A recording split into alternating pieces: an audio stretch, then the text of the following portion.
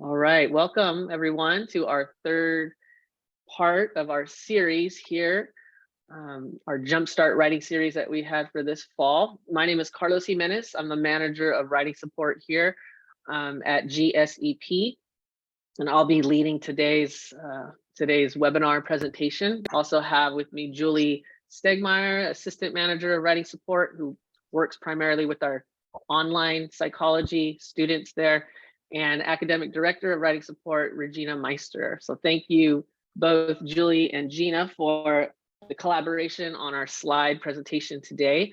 And I'll be sure to send you this PowerPoint presentation along with the recording once it's available. All right, so let's go ahead and get started. And if you have any questions along the way, I will have some time. We will have some time after the presentation to open it up for questions. But if you have any along the way, just feel free to, use the raise hand feature, or, you can also type in the chat. We'll be, Gina and Julie will be helping me monitor that chat. But if you can keep yourself muted, which I think everybody is, while the presentation is going, that would be great, just to reduce the feedback and any outside noise. All right, so I'm going to share my screen and we'll get started with the presentation. All right, and everybody can see that? Yep, okay. All right, so best practices for APA fluency. So our third part here in the series, we'll just look at some basic elements of references and some citing. Let's take a look at our objectives for today. So we'll discuss some helpful tips, some looking at some reference list components and some formatting. We'll also take a brief look at some student paper format, looking at that formatting according to APA for student papers. And then we'll take another brief look at some in-text citations and providing attribution to outside sources or to researchers.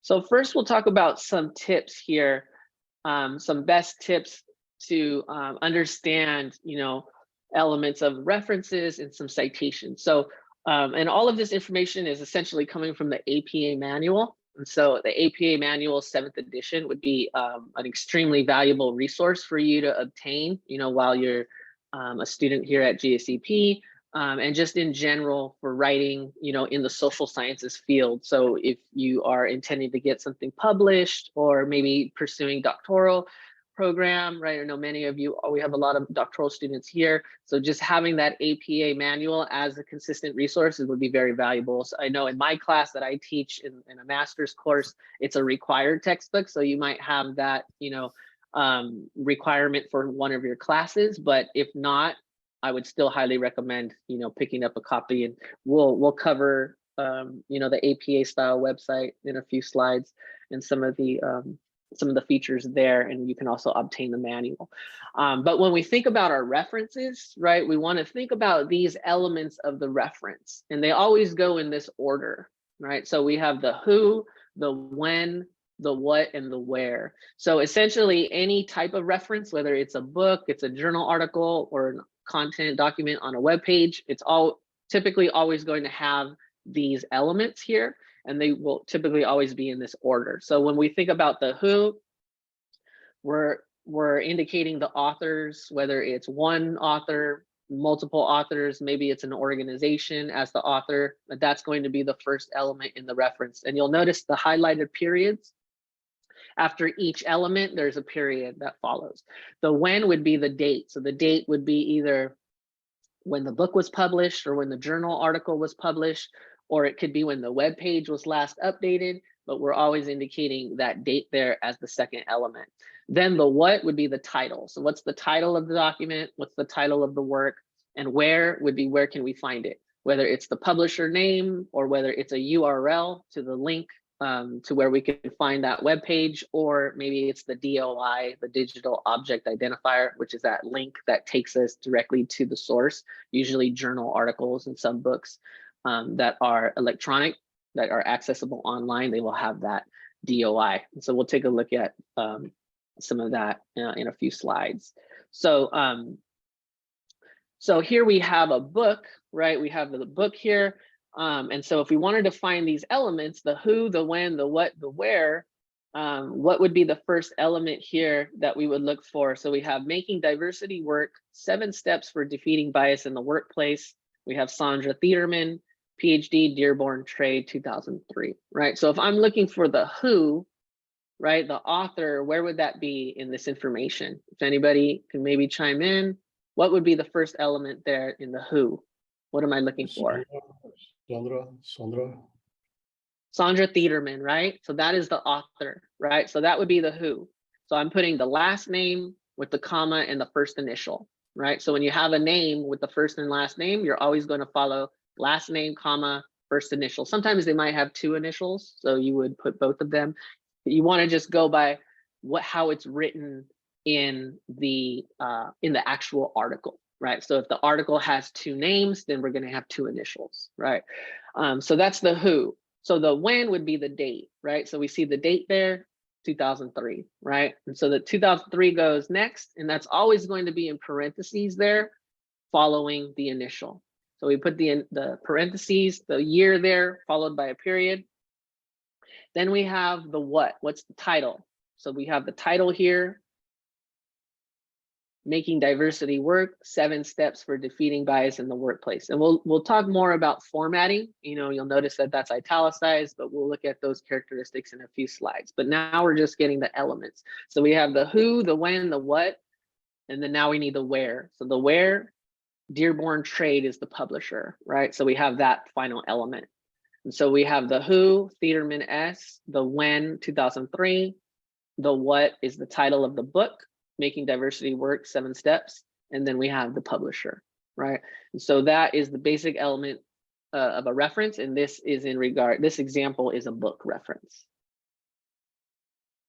Okay, one other formatting characteristic that we want to be mindful of is capitalization, right? So we want to understand the differences in capitalization. So you want to become familiar with the term sentence case versus title case. So those are the 2 types of capitalization that you'll want to apply depending on the type of document.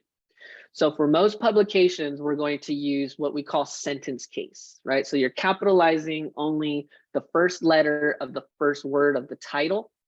The subtitle, so the subtitle comes after a colon, right? So if you'll notice here, positive transference, a case study. So that next word following the colon is the beginning of the subtitle. And then any proper nouns there that we have. So you'll notice the P there is capitalized, the A is capitalized, and then Jane Doe because it's the name of a person. It's a proper noun. And so those are the elements that are capitalized. Everything else there you'll notice is lowercase. So the other type of capitalization is title case. So title case, you're using capital or uppercase for the significant words or the content words. So if you attended last session, the plagiarism, we talked about content words versus function words. So the content words are more like the nouns, the adjectives, the verbs, right? Those larger pieces. The function words maybe are prepositions like of or the, right? And so those would stay lowercase. So example of a journal that would be in title case, the Journal of Human Development. So for sentence case, we're capitalizing just the first letter of the first word of the title, the subtitle and proper nouns. But in title case, we're capitalizing those major words in the title. So for journals, for newspapers, for magazines, the larger publications, we're looking at title case. So here's an example of what would be in sentence case and what would be in title case. So this is a journal article reference, right? So we have the who, Anderson M, we have the when, 2018, and the what would be the title of the journal article. So getting consistent with consequences. So notice the journal article title is in sentence case and it's not italicized, but the actual journal title and volume number are italicized, and the journal Educational Leadership is always in title case. Okay, so a little bit of practice here. So if we have the complicated calibration of love, especially in adoption from the Chicago Tribune by Carol Goldman in November of 2018. So our first element is going to be the who, right? So we'll have Carol Goldman, right? So it would be Goldman C, would be the last name with the first initial. Then we put the when in there because there's a November. We'll usually follow that after the year. So sometimes your source might have a day, a month and a day, or they might have a season, or they might have a month. And so we want to include that information if it's on the document. So 2018 always goes the year first, followed by the month and day. And then you'll notice the capitalization there. So the title of the article there is in sentence case. So the only word that's capital is the T in the first word. And then Chicago Tribune, which is the newspaper, the online source there, or it could be physical source in a newspaper, but you're always going to have title case and you're going to italicize that Chicago Tribune. Another element, so we looked at capitalization. So we also want to be mindful of italics, right? So certain elements are going to be italicized. So you want to think about the major publications that you're using italics for. So books, journals, magazines, newspapers, those larger pieces, you're looking to italicize. Also, like standalone documents. So if documents on their own are not part of anything larger, then you're going to italicize that. So that's the general rule for like web pages. So if you notice documents on web pages, if they're part of their own, then you would italicize that. Carlos, sorry, Julie here. There was a question in the chat about the word transference. I think maybe in the previous slide, it says the first letter of the word transference doesn't need to be capitalized. Is that right? I'm not sure. Casey, if you could expand on your question, that'd be great. Is it one of the positive transference here? Oh, the case study of Jane yeah. Doe. Yeah, so because this is, this looks like a book title, right? We're only capitalizing the P in positive. And then the next word that follows would not be capitalized because this is a book. So a book title is always sentence case and italicized. So that's why the transference wouldn't be capitalized there. And just a quick reminder that the other words are capitalized because they either follow the subtitle. So sorry, one is the beginning of a subtitle. So the A would be capitalized, and then any proper nouns, which are in this case, the J and the D for Jane Doe. So exactly. So go ahead, Carlos. Sorry about that. Sure. No worry. Thank you. Yes. So a proper noun meaning someone's name, a nationality, a country, right? Some of those are considered proper nouns and those will always be capitalized. Yeah. Thank you. Okay, so let's cycle through a few here. So italics, right? So we're italicizing books, the major publications, journals, magazines, newspapers, whereas the articles within a journal or a magazine or a newspaper are not italicized. So minor publications. So we're looking at the articles within those larger journals or maybe a chapter within a book. Those are not going to be in italics. So here's an example of where the journal itself and the volume number is always going to be italics. So this is a journal article. And so you'll notice the journal article title is in sentence case. Notice the M in marking and the R, the next word that follows the colon, reflections. And then also United States there is capitalized. And the American Journal of Orthopsychiatry is all in italics and in title case. And always also the volume number. So the 84 and the 6, they're always going to be next to each other. And the 84 is the volume, and that is italicized. So the 6, do we know what the 6 stands for? Anybody has an idea what the number 6 here is for in a journal article? So that's going to be the issue number, right? So we always want to put the volume number next to the issue, then we'll always be next to each other. You might not always have an issue number. So, most of the time you will have a volume. If there is no issue number, then you just add the comma after the 84, and then you can have the page range, right? So this is coming from this journal, volume number 84, issue number 6, and then the page range of that journal article is 611 to 618, because in that journal issue, maybe there are dozens of different articles. So we're identifying where we can find that particular article. So down here, what would be italicized and capitalized, right? So I have Munoz and Ballesteros. I have peripheral vision and perceptual asymmetries, young and older martial arts athletes and non-athletes. And then we have the journal title, Attention, Perception, and Psychophysics, 76-8. So if I'm looking at italics, what am I looking to italicize in this reference? Anyone want to chime in here? There's some offerings in the chat. Oh, great. Exactly. So peripheral. Okay, so we'll start with the capitalization. So peripheral, the P in peripheral, the Y in young, right? Those are the words in the journal article title that we're going to capitalize. And then for italics, we're going to italicize attention, perception, and psychophysics, also capitalizing, right? We want to make sure that's title case. And then the 76 there, the volume number gets italicized. Good. Any questions? If you have any questions, feel free to raise your hand. There were a couple questions in the chat. I think Gina answered Jeff's question about a dissertation. Susan also asked about putting the letters P or double P in pages in the page range. Yeah, that's a good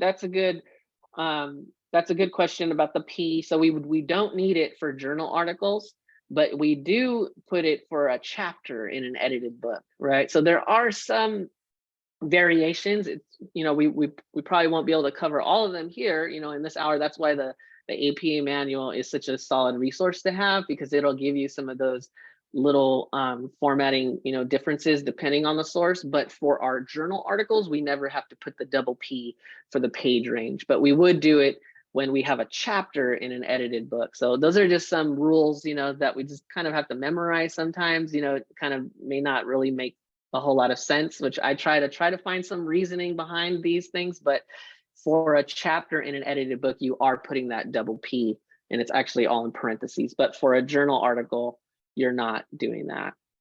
Carlos, I just had one quick note that the DOI here isn't a live link, and I don't know if it's even possible to do that on a slide, but for an actual reference, you would want that DOI to be a live link. Yeah, and so some of our other examples will show that link. Yeah, it's going through the slide right now, but yeah, we would want to make that that live. So you can, on your Microsoft Word, you know, select it, and then you can right click, and there's a hyperlink feature, and so you do want to make that live, so that when the reader is going through the references, they can hover over it and they can click on it and access that source. And so we'll look at some other examples of some DOIs, but yeah, that's a good point, that the link there, all the URLs and the DOIs, if they are a link, if you see the HTTPS prefix, you should be trying to form it as a hyperlink. Okay, any other questions? Okay, thank you, Julie and Gina, for helping me out there. There's one more, sorry. Okay, sure. Says, if a day in addition to a month is mentioned in a journal article, do you mention that in the citation on the reference page as well? Yes, so that is a good point. So if, for example, so a lot of web pages have like daily or periodicals, some kind of newspaper articles, they might have a month and a day. And so you would just add that after the year. So the 2014, comma, the month, and then a day. So it always goes, oh yes, and I will have the live transcript. Sorry about that. So we do have the live transcript going now. So it'll always follow the year, month, and a day, right? So it'll be 2014, comma, then your month, and then the day. And we want to go in that order. But that's a good That's a good point there. It depends on how you see it on the original source. So most journal articles are not going to have a month and day. They might have a month or a season, like I said earlier, but most like daily periodicals will have a month and a day. A lot of web pages, a lot of online content, will have that. So you do want to include that when it is there on the web page or on the document. Okay, so when we think about our citations, we want to simplify the citations as much as possible. We want to keep the citations brief, really only mentioning the author's name, surname, last name, and the year. A lot of times students will want to include the titles of the documents and include a lot of that extra information about sources. All of that information is in the references. So we can, find that information there, at the end of the paper. Maybe if you are doing something like an article review where you have like one source, then that might be appropriate to include all of that information. But for the most part, we only really need the author last name and the year there to simplify the citation there. So you'll see two different versions, which is a narrative citation and a parenthetical citation. And we'll look at some more examples in a few slides, but you'll see the last name there with the year in parentheses. And then you have some key verb, right? Palacio found. So this is in the body of the paper, right? Or we might have the idea and then we have the citation, the author and the last name goes in parentheses. So that is a parenthetical citation. And we would always include a page number if we have a direct quote. So anytime you have directly quoted text, you always want to ensure that your citation includes the page number. And in there, we are including the lowercase p with a period there and then the number. So one helpful tool, and so we talked a little bit about this DOI finder. So one helpful tool that you might find useful as you are, searching for some DOI sometimes. So the DOI is essentially a string of letters and numbers that really is going to take us directly to the source online. So typically our more recent journal articles and online electronic content will include a DOI. So you typically will see it there on the front page of the article, or sometimes in the database info, right? But we want to always include it as much as possible when we do have electronic references. And so that's always going to be a final piece there after the page range. Sometimes we might not be able to find it. So this tool here, this crossref.org, has anyone used it before? Maybe just curious to see. I see Gina's and Julie's there. But this is a really helpful tool to locate those DOIs if they exist for the source. So what I will do is, let's see if I can just stop share for a minute, and then we can go to that web page and I can show you. So this is the query. It's a simple text query, and it's really helpful, and it will give you DOIs. It can give you multiple DOIs at a time. Basically, all you need to do is just copy and paste the reference. So make sure that you have written it out as a reference, and you copy and paste it into this query, and you can do multiple sources. You just have to separate them by line. And then if you hit the submit button to match, it will generate the DOI for you if it exists. So, so I copy that source and I hit enter. And so you see now I have this DOI link, this HTTP. The newer version now, it looks like a URL link. And so now I would copy that link and then paste it into the reference after the page range. So it's really helpful, especially if you have multiple references that don't have DOIs. You can paste these all in at once, and then you hit enter, and then you can get that DOI if it exists. So like I said, most of the recent sources, maybe in the last 10 years or so, will include the DOI. But if it doesn't have a DOI, then just leave it after the page range and treat it as a print source. But this is a very helpful tool, especially if you have maybe a dissertation or a literature review where you have multiple sources, dozens of references, and if you can't find the DOIs, it's a real quick, easy tool to use to just copy and paste your references and see if a DOI exists there. Carlos, there's a question about, Mhm. this is a stumper for me. I don't have no idea. What if the quote is inside cover or back cover? How do you show the page number is my assumption there. How do you cite it? Inside the, you mean like on the Like on the cover, I guess. on the inside? Yeah, I that's a I good question. think I'm actually ahead. looking that up now. That's a great question, Kim.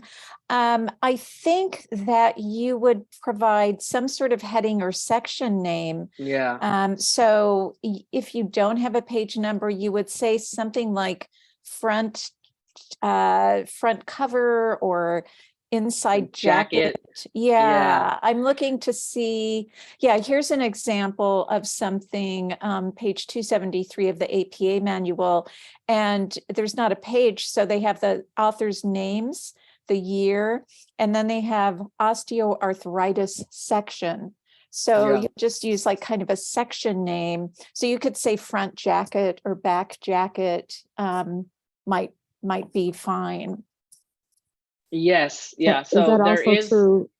Is that also true when you're citing it in the body of your essay? Yes, right. Because if Yes. you're using a direct quote, yes, absolutely. Yeah. And So the APA manual has direct guidance for citing content from something that has no page numbers, right? So there are different ways that you can do that. So that, yeah, so some kind of indication of where it is, maybe like jacket or inside cover. And then if there are paragraphs, then you could do para 1, you use para, P-A-R-A, period. And so you can, it's all about directing the reader to where the quote is on that particular page. So you can use a section heading, or a paragraph number, or a combination of both, right? And so the APA manual, I believe it's chapter 8, has the guidance on how to cite without page numbers, how to cite content without page numbers. So there is a way to do that there. Thank you, Gina, for finding that. and thank you for the question, Kim. Yeah, that's a really good question there. So a little, we'll kind of shift a little to more general APA formatting, characteristics for student papers. We'll focus on the title page and some text examples, how we weave in headings and kind of in-text citations, and also the reference list.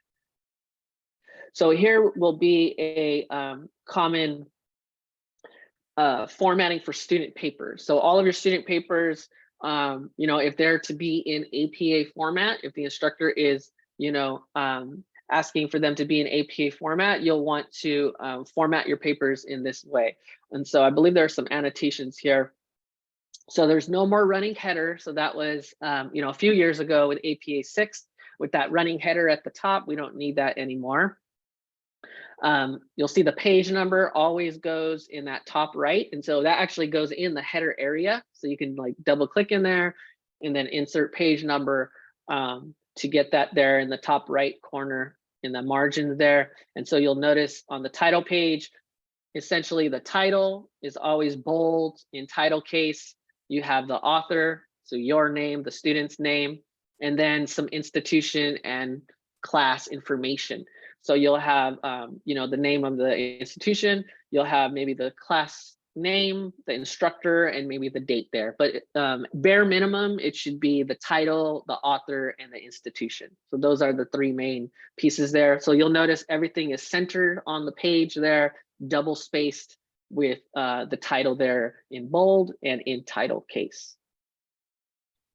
So as far as text, what we have inside the body, some other, characteristics that we want to be mindful of. The page number always continues there in the top right corner there. You'll notice the title is repeated. So you repeat the title on the following page.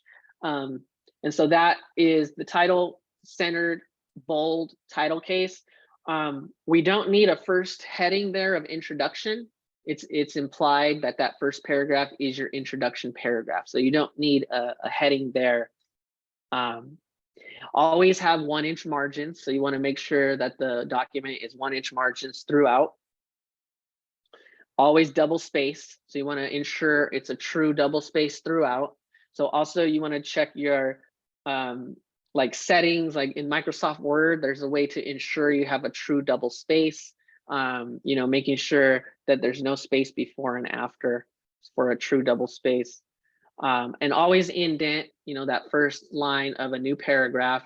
The abstract paragraph is not indented. So if you do have an abstract paragraph, you don't want to indent, but every other standard paragraph in the body of the paper should be indented. Okay, also we want to use headings effectively. So headings, APA style headings really help to organize the paper for you, the writer, and also for the reader, right? So the reader can easily scan through the document, they can see these headings and see how everything is organized, and it really helps with flow of the paper. So you'll notice there are 2 levels of heading here. The first level of heading is always centered there, and it's bold, and it's in title case. So you always want to format the level headings, the first level headings that way. And then any subheadings or anything that's associated with that larger heading, we're going to just shift to the left there. So it looks exactly the same there. And you'll see it bold, title case, flush left to the margin there. So those are the first 2 levels of heading, but we can go all the way up to 5 levels of heading. Just the formatting changes slightly. And so the APA manual has great guidance on, you know, those levels of heading.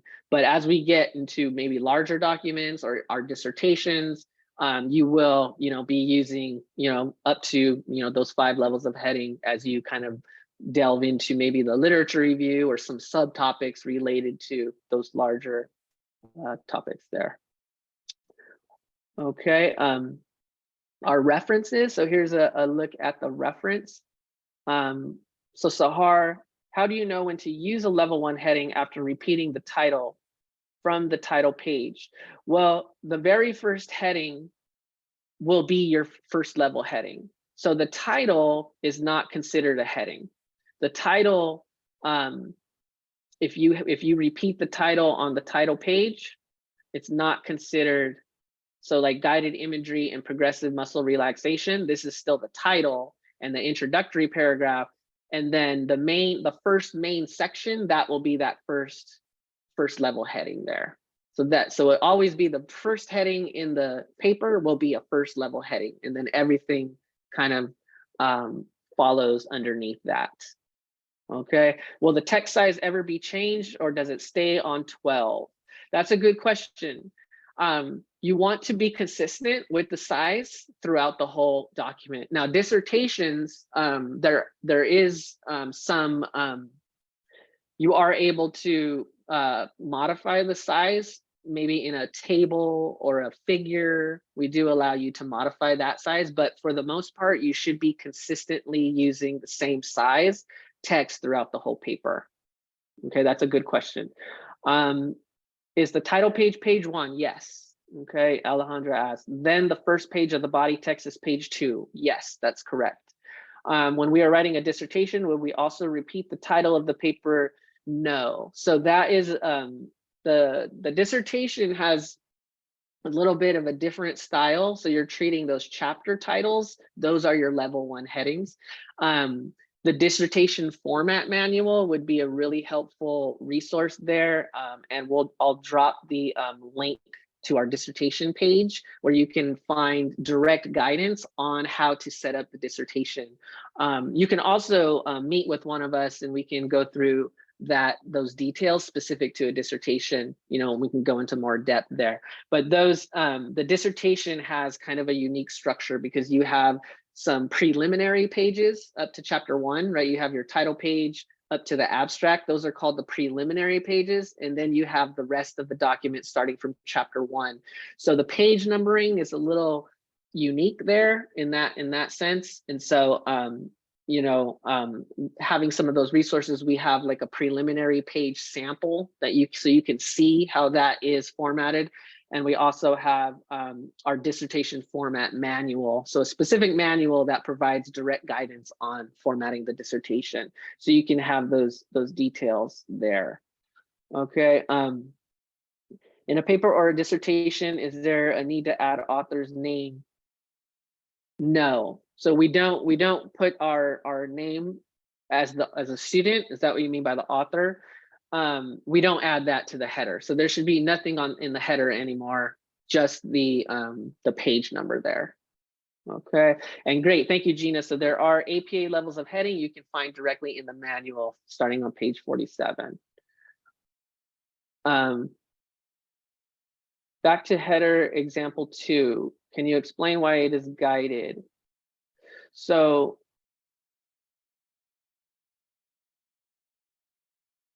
oh yeah, so that is actually not the heading, that's the title. Yeah, so thank you, Gina. So the guided imagery and progressive muscle relaxation and group psychotherapy, that's the title of the document. So that's just repeated.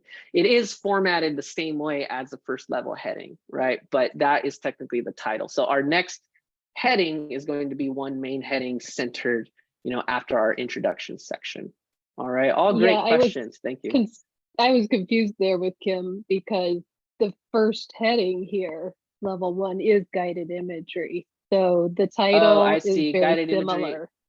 So, Yeah. So the example anyway. here, yeah, but you see there's a little bit of a text above it. So yeah, you can kind of see that this is in the body. But yeah, that's I could see where that could be perceived differently there. But this is more in the body. This is the first main heading, not the title, right? It's the first main heading, and it also is centered. Okay.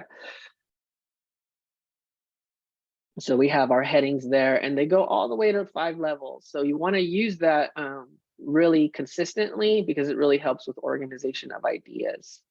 Okay, so a few notes on our reference list. It's kind of small to see there, but you can see those characteristics there that we have there, and so you'll see all of the reference page is double spaced. The references, we have a heading for the reference page, right? It's centered, it's bold. Title case, it's just one word there.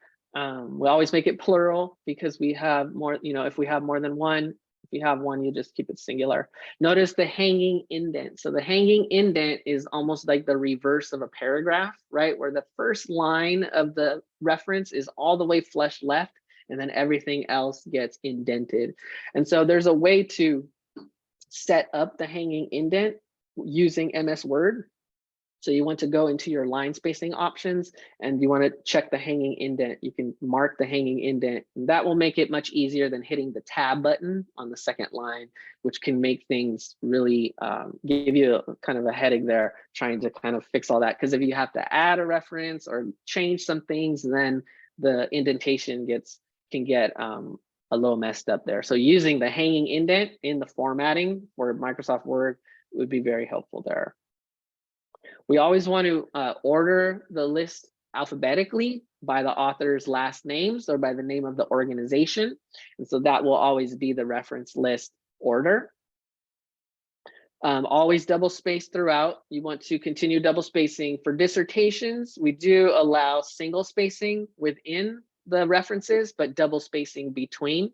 And so some of those differences, some of those variations, they're fully explained in the format manual. So, but for the most part, APA does want you to double space everything. But we do have some exceptions. For example, like you were talking about the text size, someone was talking about text size.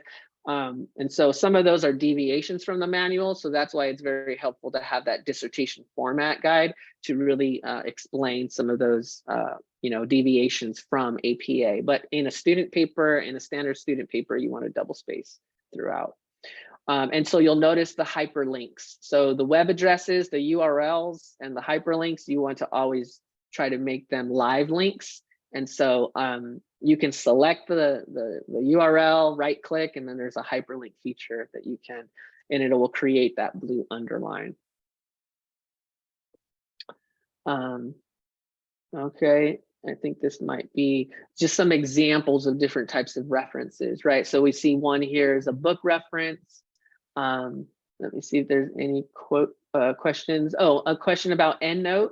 Yeah, so citation management software is very helpful. That Pepperdine library has some great guidance on and information on like EndNote, on Mendeley and Zotero. I think those are the three that they talk about. If you go to the Pepperdine Library's website and punch in SCMS, Citation Management System, you can find an info guide on those different tools. So the EndNote, if you're not familiar, it's basically a way, they're referred to citation management software, and it's just a way to help categorize and store all of your sources. So especially for something like a dissertation where you have, you know, dozens of sources to really help with the organization and how to keep track of all those and categorizing them, that software is very helpful. So there are some free versions, I believe, if you go to the Pepperdine Library's website, and you can find information and some info guides on each of those and links to their pages to access some of those versions. So you'll notice there some journal articles there. Notice the DOIs at the end there.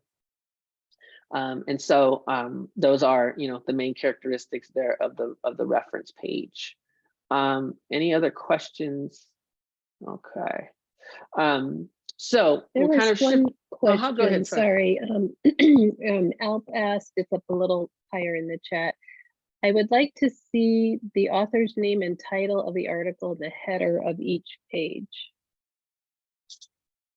I think maybe he's asking about the running head. Yeah, so yeah, so the running head is typically not going to be there. That's just the standard. I mean, if you're submitting something to maybe a journal for publishing, they might have some requirements. You know, they might want you to put something in the header. Usually they do things like a blind read, so you're eliminating your name. But for APA guidelines in general, your name is just going to be on the title page. So there's nothing going to be on that header area. So that's just the standard, you know, formatting for APA.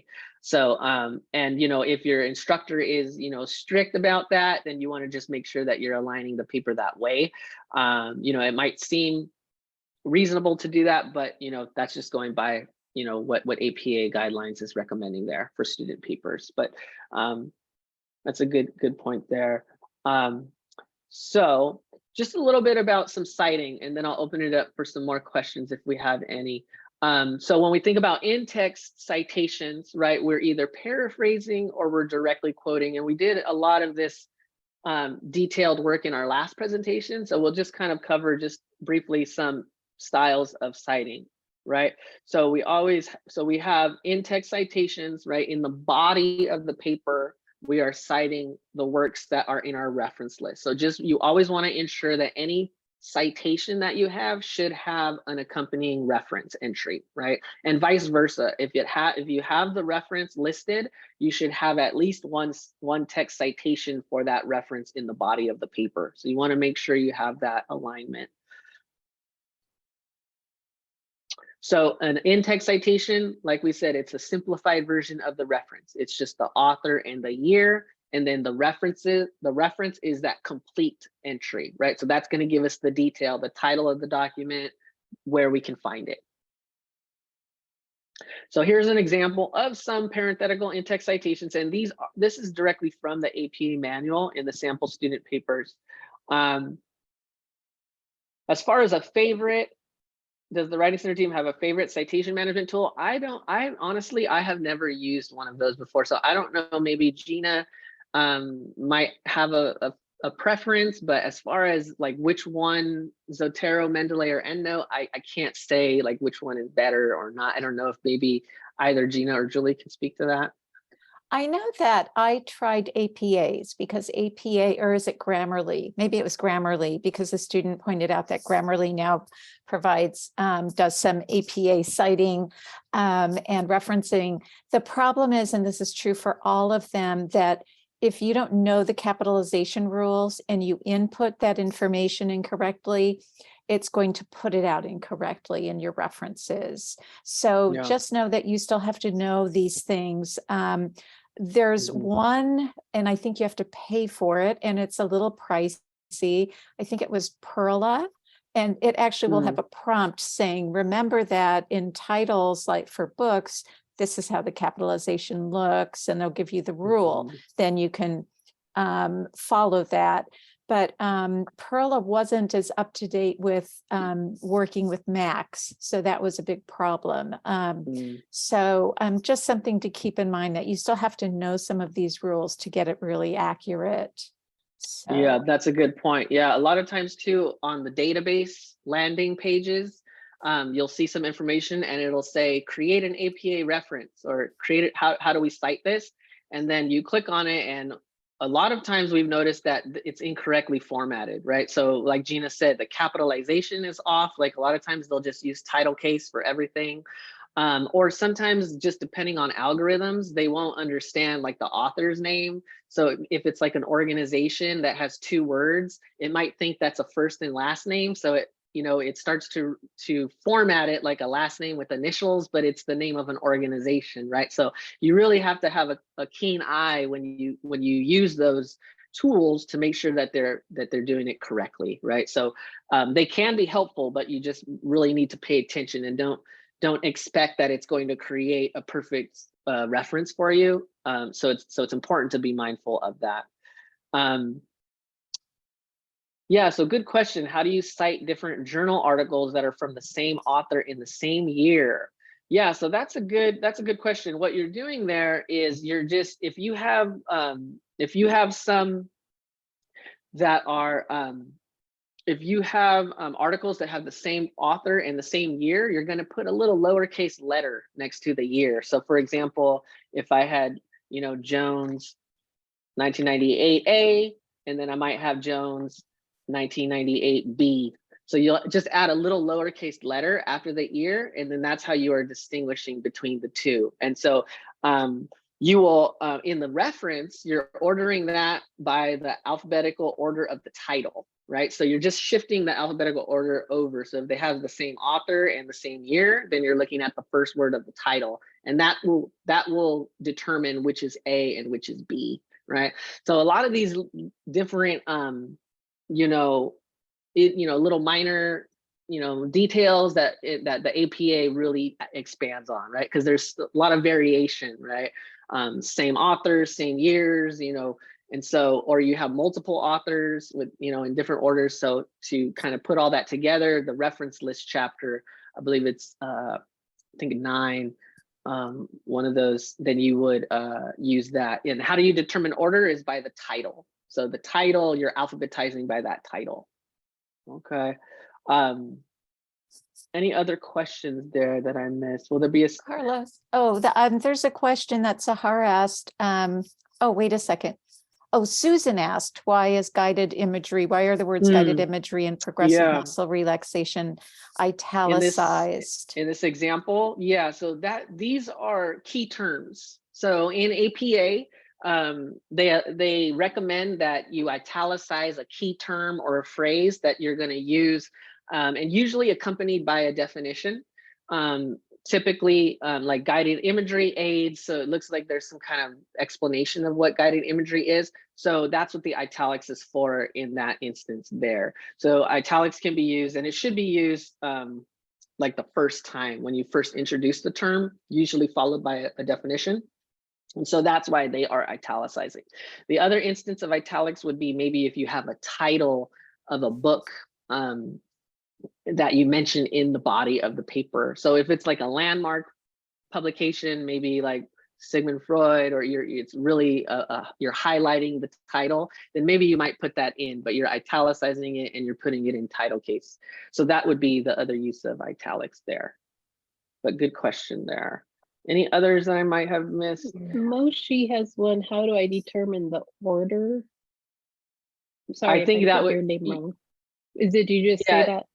Yeah, I think that was the one by the author and the year are the same. So if the author and the year are the same, you're ordering them according to the title. So you're alphabetizing the title. So whatever comes earlier there, that's how you're making that A and B. Sorry if I missed that. And no problem. Another quick question. So sorry, we have some great questions here. If we could reinsert the link from our dissertation support page so that people who want to look at information about formatting the dissertation.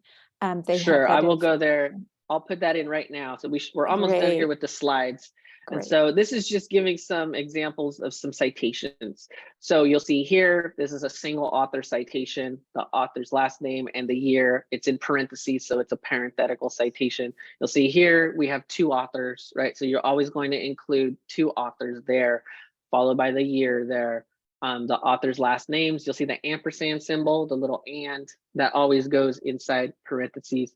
And then here's one with 3 or more. So 3 or more authors, you can use this abbreviation et al, which is Latin. I think it's like and others.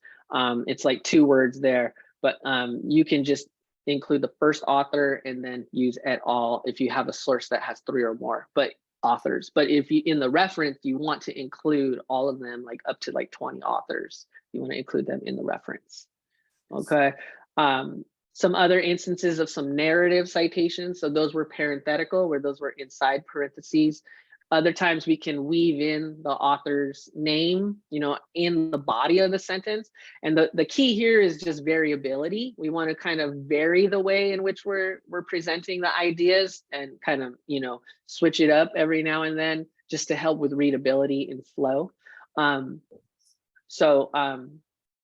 Thank you. I think Gina put that dissertation page in there. And so that dissertation page has a lot of specific guidance on dissertation. There's a clearance guide that has information on preparing for that process after you've passed your final defense. That's another role that I have. I work with our doctoral students who are in the final stages of degree completion. So after they have passed the final defense, then they come to kind of my area, and I have a team of graduate assistants who are helping to identify issues related to APA to prepare it for publishing. But there are tons of resources there to guide you to help prepare the document. And so we won't have any workshops specifically for that, but you can always reach out to me if you have any questions on those. I'm happy to meet with you, even set up a Zoom meeting to get you informed on that process. And it's really important that you are aware of that, before you get to that stage, of that dissertation process. Okay, so we always want to include the author's names in narrative citation as part of the sentence, and then followed by the year and then some key verb, right? Found, replicated, so we want to follow that pattern. If there's a page number, if there's a direct quotation, you're including the page number there.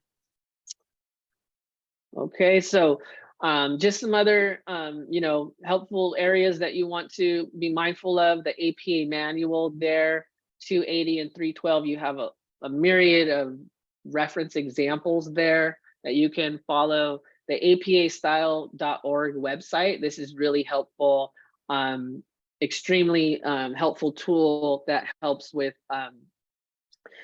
just all things related to APA. So you can find a lot of free information. You can also purchase the manual. So the newest edition, they have a spiral version, which has tabs. Sometimes the APA manual can be a little overwhelming. It could be a little technical, to how to navigate through. So something like these tabs or these guides will really help to kind of stay organized. But they do have a paperback version and an online version. I have the ebook. All right, I see Andre has that spiral version. That's awesome.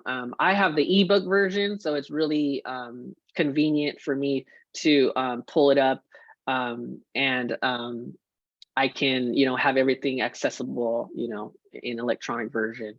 So I think it's just a few dollars more, but a very helpful tool. Also, our community page. There's Grammarly as a resource for that kind of automated feedback, automated proofreading, and syntax checking. And a wealth of other resources there that you can find.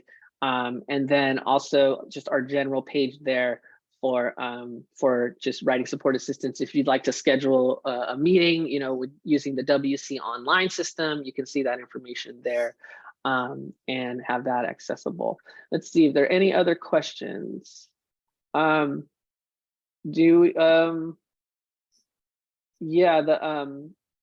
Question, do we have any inkling of when the next update will be for the APA manual? I don't know. I don't think there will be any any upcoming updates anytime soon. I would say they did a pretty good job in 2019 of updating. There's a lot of content on social media sites and all kinds of web content that they've expanded on. And they simplified a lot of the citations and references. So I don't know. I'm not offhand, but I don't think there's going to be a new version coming anytime soon.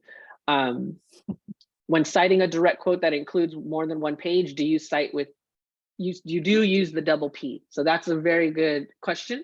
If you do have a quote that expands over pages, then we would use the PP period in the text citation, in the in-text citation. Yes, great. It's not allowed to change until after 2025. All right. I don't know if that's fact, but that sounds great. Is that when you graduate, maybe, Marie? Anticipated graduation. That's a good point. All right. Any other questions that I might be able to answer there? The question, Carlos and Regina, to make a one-on-one appointment, I recall there was a way to do it. Mm-hmm. And how Yes. long are those appointments? Were they 30 minutes? Were they an hour? They're an hour. We give Oh, you wow. a full hour, so That's we nice. would love to see you. Well, I'm And planning to be there on the 16th, so I wanted to make an appointment. I'll be in LA. great. And I am Mhm. in West LA Wednesdays, Thursdays, and Fridays. So that would be great to see you. And so, yeah, just let me know that you'll be here at the campus. Let me type in, I believe, Yeah, our is main page is there that I just put in. And so there you can see the My WC Online button, and then you'll be able to use the My WC Online system for scheduling. There's instructions there if you're unfamiliar, if you haven't used it before. You just have to sign up with your Pepperdine email and create a password, and then you can see the schedules there. So there's a tutoring appointment schedule, which is probably what you'll want to access if you're planning to meet in person. And then there's the direct link that Gina, thank you for the WC Online system there. You can go directly there. But you'll see. Hold on, that didn't work. So let me put a correct one in there. I will find that right now. I think I got it. I think I can do it. It is the https pepperdine.mywconline.com. Yeah, so that's a direct link. You'll see the little area to register above, and then once you have that, you'll see two schedules. So there's a tutoring appointment schedule and a written feedback schedule. So the tutoring appointments is if you would like to meet on a day or time, either virtually or at one of the campuses. And then the written feedback would just be if you just want to get that written feedback, but you're not necessarily meeting with the reviewer. So you would upload your paper at that time, you create the appointment, and then you'll expect to get some feedback within a couple of days, depending on the length and the workload of the reviewers. All right. Thank you, everyone. Great questions, really engaged. Great to see everyone asking all of those questions. Hopefully we got to everyone. If we didn't, feel free to send me an email. I'm happy to answer anything that we didn't catch in the chat or anything else. But thank you very much for attending today, and even our other sessions that we have had this term. So we will be sending the materials and the recording, and even the other two presentations that we had earlier this term. We'll send that to you in a follow-up email. And please let us know what other kinds of webinars you'd like, because we are here for you and we want to make sure we're supporting your needs, your academic needs. So please let us know. You can shoot us an email anytime. Will you be having another one of these? Not this term, but we will be having another series in the spring. So yes, absolutely. Okay. Yeah, usually at the beginning of the term, we'll send some email notifications out, or our events page will be updated. So if you go to our community page, you can see some links to some other pages there. And that's where the events page is, where you'll see that usually updated at the beginning of each term. And so you'll see the events that we have. But thank you all for an engaging session, and enjoy the rest of your day. Thank you very much for attending today. Thank you. Thank you all. You all were great. Great questions.